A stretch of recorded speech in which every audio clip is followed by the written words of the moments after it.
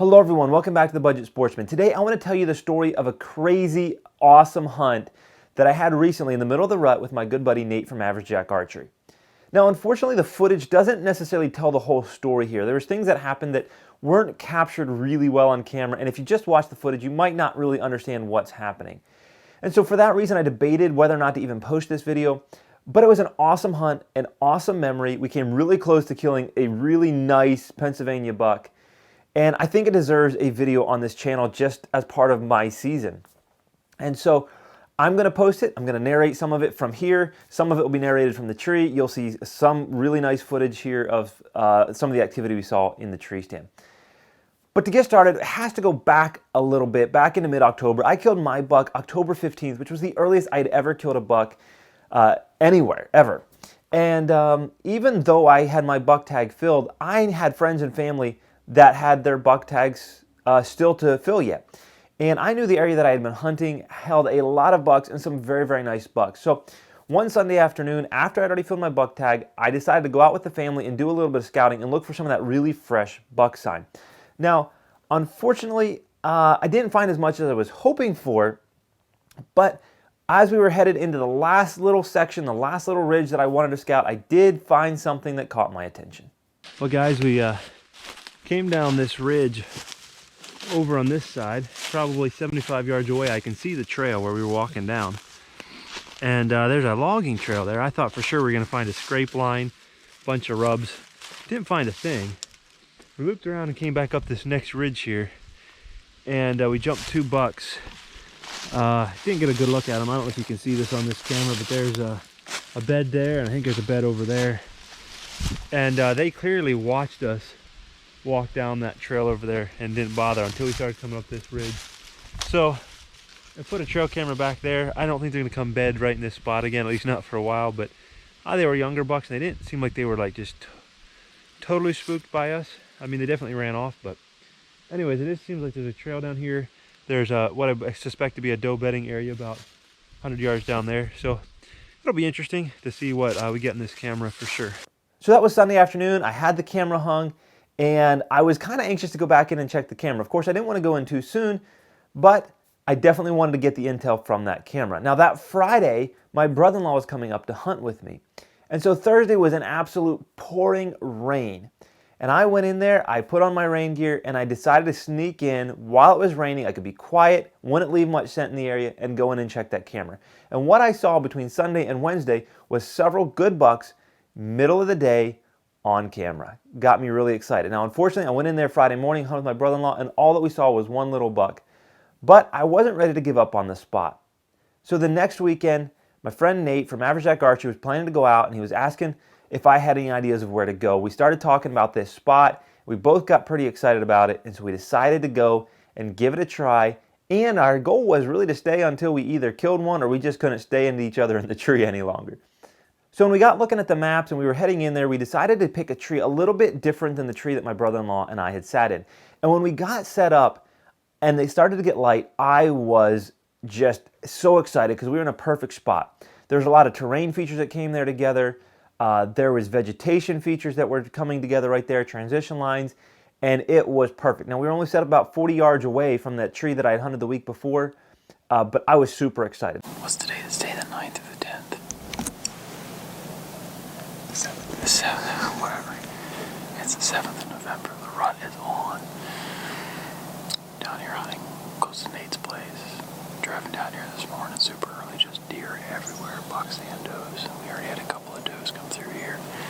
We're in a real good spot, pinch down of a ridge that comes down both sides, a little gut. Right over here is a swamp. Nate's been scouting this area pretty hard. I came down here in the summer too. We've hung some cameras and stuff, got a lot of pictures of bucks. Not necessarily a cruise, and that really hasn't started till this week, so we're going to keep chilling, hopefully stay as long as we can, stand all day and shoot one. Now, about 7 o'clock in the morning, about an hour after daylight, we finally started to see our first activity, and there was kind of a scurry of activity with different does headed into the swamp bedding area that was directly behind us. Now, unfortunately, some of them through the trees we didn't get a good look at, but we could also tell there was some running around. We weren't sure if it was a buck chasing or if it was just fawns running around. We couldn't quite tell. But we did have one doe that came in right Below us would have been an easy shot for Nate. Unfortunately, he didn't have a doe tag for the area that we were hunting.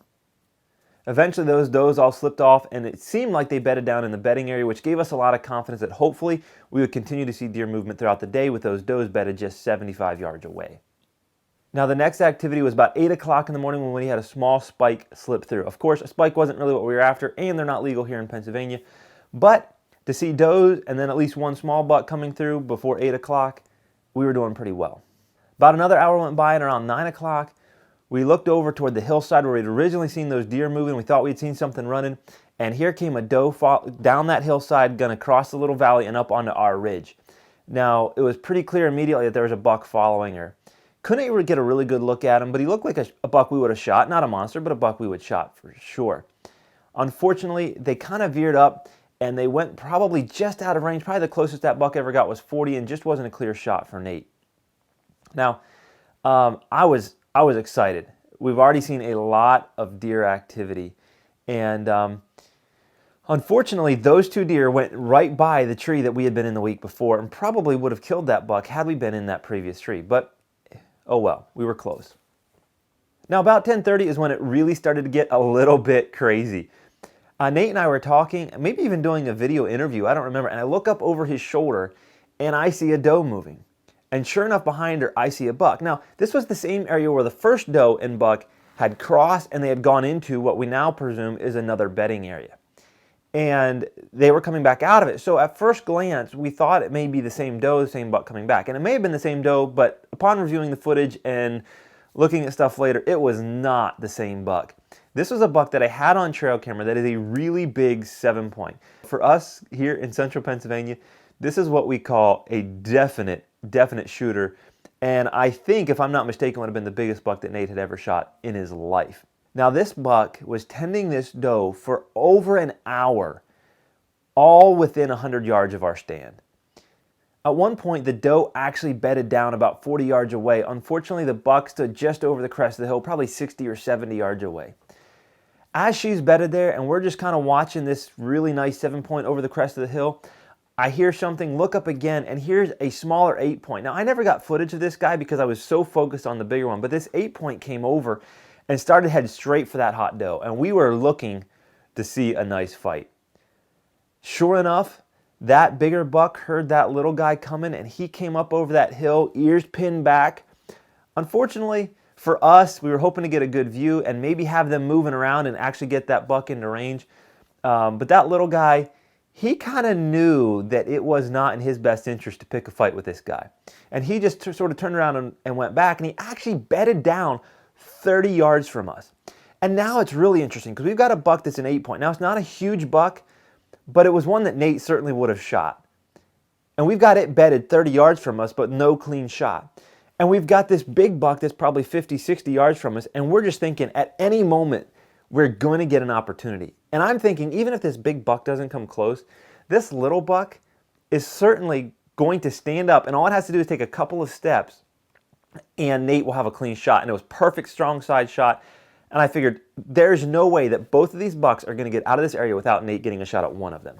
As we continue to hunt, this doe starts moving around, and they go up on the other hillside like they're going to work their way off, and then they work back down. And finally, this doe comes right up to us and comes across a shooting lane about 30 yards. And my heart rate is through the roof. I'm excited because I know that buck is a little ways behind her, but sooner or later, he's going to follow that same trail and come through that same shooting lane about 30, maybe max 35 yards, but certainly a shot Nate was comfortable taking. Now, I should mention here that all morning it had been incredibly calm. We were dropping milkweed, and it was falling at our feet at the base of the tree. It was one of the most calm days I've ever seen in the woods, even as it got later and it got to 9, 10 o'clock in the morning. And as it was 10, 10:30, we started feeling a little bit of a slight breeze pickup, but it was the perfect wind direction for where these deer were. Now, as that doe came around and came through that perfect shooting lane, and we were waiting for that buck, all of a sudden we felt a slight wind swirl. And that doe kind of got uneasy, and that buck never snorted. He never took off running. He just turned and just totally walked away from that doe and walked down the valley and disappeared out of our lives. The doe still kind of hung around, but eventually she caught a good sniff of our wind and she took off. And somewhere in the process of all of that happening, that little 8-point that could not get out of our sight without having a clear shot somehow stood up and turned and just walked straight away in a way that there was never a clean shot. I have to tell you, it was one of those things that was totally mixed emotions, because what I just witnessed was just about unlike anything I'd ever seen in the woods. I've had days where I've seen a lot of bucks before, but to have a buck of that size tending a doe, not chasing, it wasn't that chasing phase, it was that tending phase, and we were able to just sit and watch it. And just the excitement that we had was amazing, but there was certainly a level of disappointment there of not actually getting the opportunity that we thought for sure that we were going to get. Huge 7-point we have on camera. And it was tending a doe for the better part of an hour, hour and a half. It's a long time. And then we had an 8-point catch their trail, came up out of the bedding area, and he chased her off, or chased him off, grunting, all that stuff, and he took her down to the bottom. They were coming back up, and they were going to work their way to the downwind side of us, but several shooting lanes. And then the wind swirled. Like, we've had no wind. It has been the calmest day I've ever hunted in my life. We've had no wind, and if we do, it's perfect, coming right out of the southwest. And then for some reason, it just came due out of the northeast and just monkeyed everything. He was still about 50 yards. She was in the 30s. I could have easily shot her, but she didn't keep going. So you could see he caught the wind. He went off that 8-point that he kicked off, actually bedded about 30 yards from us. And I glanced out of the corner of my eye and I saw him sniffing. He caught our wind too. It shifted for like 15 seconds. And that was all it needed. Now it's back to perfect. I don't know how. I'm done. I'm done hunting. Well, after all that excitement died down, we were really debating what to do. We ended up deciding that we were just going to get down and move locations for the evening hunt. Just try a new spot, scout somewhere new. So we got down, went back to the car, got some of our warm layers off, and went in for an evening hunt. Now, the evening hunt wasn't nearly as exciting, but we did have a small 6-point come by. Again, just out of range, in some thick stuff. But at that point, Nate was ready to shoot anything, I think, and would have shot it. But again, that's $5 in one day, an awesome day in the woods. Got to see some awesome rutting activity, and that's a hunt that I'm sure I won't forget. I hope you enjoyed the video, and until next time, remember to get off YouTube and get outdoors into God's great creation.